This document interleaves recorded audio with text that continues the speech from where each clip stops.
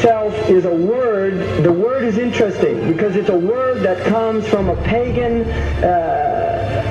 Hollywood is the holy wood, and it was the wood that the magical wands were made out of in the pagan sorcery, magic. And these wands were believed that the sorcerers that possessed them could put people into trances and control them. This is part of, this is symbolic, but it's also important to understand that part of what Hollywood literally does is it puts people into trances. It's a dream state. They call it the dream machine in the United States.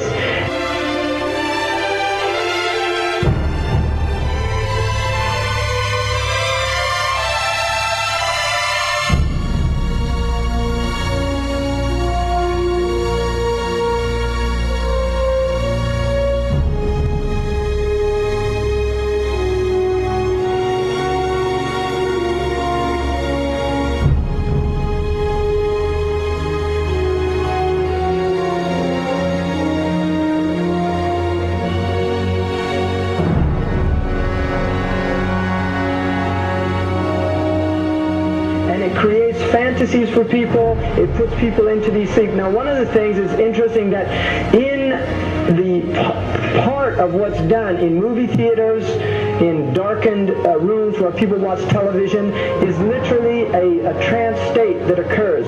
What's called suspended state of disbelief. You enter into a state, you suspend your disbelief and enter into a state whereby you begin to believe what you internally realize is imagination. It's falsehood. Films are magic. It's just magic. You go and you watch these things and people get caught up in them. People cry during films, all this catharsis that takes place in these things. Many of the films, and this is an important element in the control mechanism, is literally allow people to go and have certain type of catharsis as a purging experience, which Aristotle talks about the necessary element. One of the necessary elements of tragedy is to create this cathartic experience. And this is why a lot of the films, especially also news and things like this is why news is very important in this culture. Everybody watches the news. They have this tragic, cathartic experience of watching the tragedies of others and then feeling safe and complacent in their own experience of this suspended state of illusory well-being. So these are very intricate and sophisticated methods. Now, I think it's dangerous, although there are elements, there's concerted efforts that take place, there's also a lot of people that have similar worldviews that aren't necessarily working together in concerted efforts.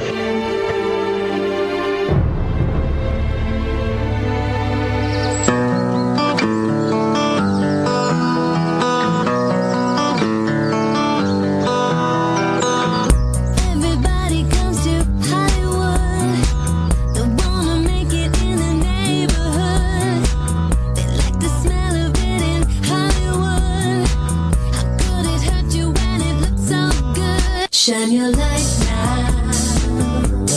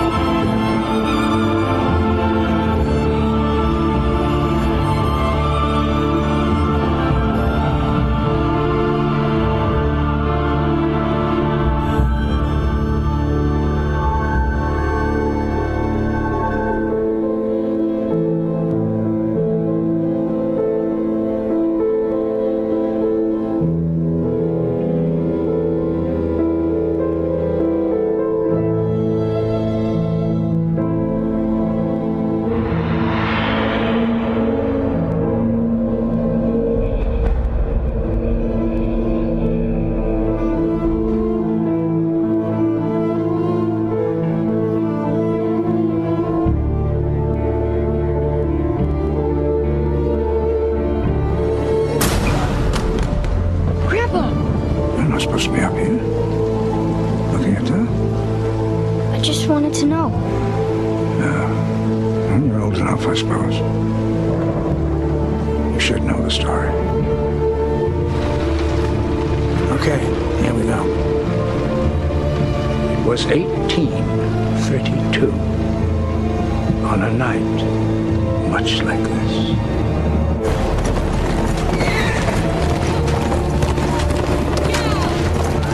Charles Carroll was the last surviving signer of the Declaration of Independence. He was also a member of a secret society known as the Masons, and he knew he was dying. He woke up his stable boy in the middle of the night and ordered him to take him to the White House to see Andrew Jackson, because it was urgent that he speak to the president. Did he talk to him?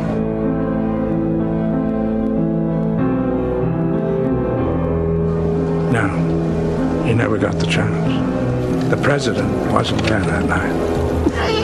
But Charles Carroll had a secret. So he took into his confidence the one person he could.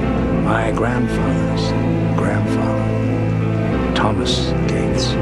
What was the secret? A treasure. A treasure beyond all imagining.